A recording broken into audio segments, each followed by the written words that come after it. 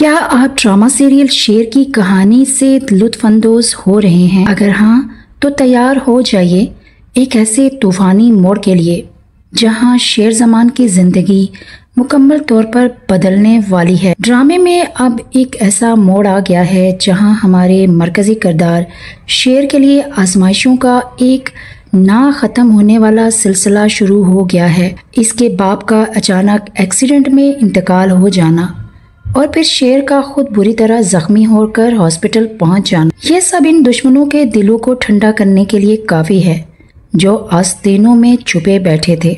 شیر کمزور پڑ گیا ہے دشمنوں کے کاری وار کی وجہ سے، اب وہ نڈھال ہو چکا ہے، لیکن کہانی یہی ختم نہیں ہوتی۔ شیر بچ تو گیا ہے مگر اب اس کا منحوس چچا اور اس کے بیٹے مل کر کوئی نیا کھیل رچانے والے ہیں۔ انہیں اب سب کچھ چاہیے، جائیداد ہو یا کاروبار۔ شیر کی سوتیلی بہنیں جو اب اس کے چچا کی بہویں بن چکی ہیں، ان کے ساتھ بھی کچھ اچھا نہیں ہونے والا۔ شیر کی ماں اپنے لختے جگر کو ہاسپٹل میں دیکھ کر بس دعائیں ہی کر رہی ہے، جبکہ دوسری طرف شیر کا چچا اپنے بیٹوں کے ساتھ مل کر ایک گھناؤنا منصوبہ تیار کر رہا ہے۔ آنے والی ایک ساتھ میں دکھایا جانے والا ہے کہ فہد اپنے باپ سے کہتا ہے کہ شیر تو بچ گیا، اب ہم اس کا کیا کریں گے؟ تبھی بدرالزماں یعنی شیر کا چچا اپنا نیا پلان بتاتا ہے۔ وہ کہتا ہے کہ شیر کی دماغی حالت تو ویسے بھی حادثے کے بعد ٹھیک نہیں ہے، کیوں نہ اسے کوئی ایسی دوائیں دی جائیں جس سے اس کا بلڈ پریشر بڑھ جائے اور وہ اپنا کنٹرول کھو دے تاکہ اسے پاگل قرار دینے میں کوئی مشکل نہ ہو۔ یہ انتہائی گھناؤنا پلان کامیاب بنانے کے لیے شیر تک رسائی حاصل کی جاتی ہے۔ اس کی دواؤں میں خطرناک ادویات شامل کی جاتی ہیں، چاہے ڈاکٹر کو پیسے دے کر یا خود شیر کے کمرے میں جانا ان کے لیے کوئی مشکل نہیں ہے کیونکہ وہ آخر اس کا سگا چچا ہے۔ دوسری جانب بدرالزمان نے وکیل کو بلا کر وصیت بھی دیکھنا شروع کر دی ہے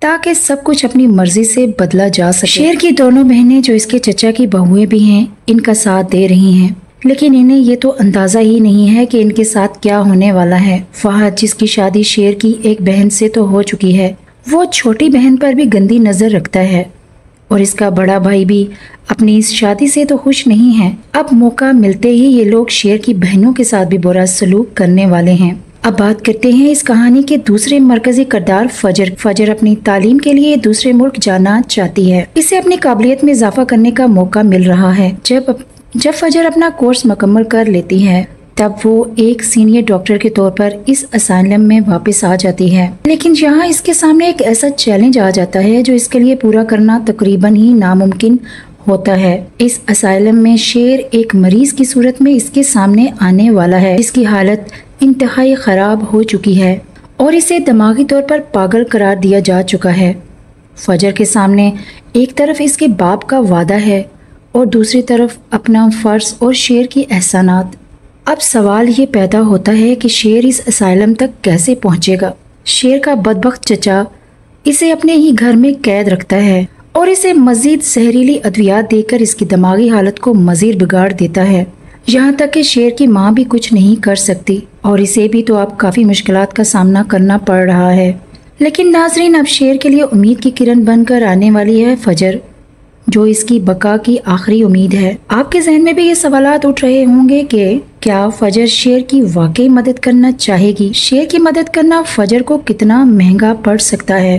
کیا فجر شیر کے ساتھ بیتے واقعات تک پہنچ جائے گی؟ سب سوالوں کے جوابات ہمیں مزید اگلی اقساط میں مل سکتے ہیں، تو ہمارے ساتھ جڑے رہیے شیر کہانی کی مزید دلچسپ اقساط کے لیے۔ آپ کو کیا لگتا ہے آگے کیا ہونے والا ہے؟ کمنٹس میں ضرور بتائیے گا۔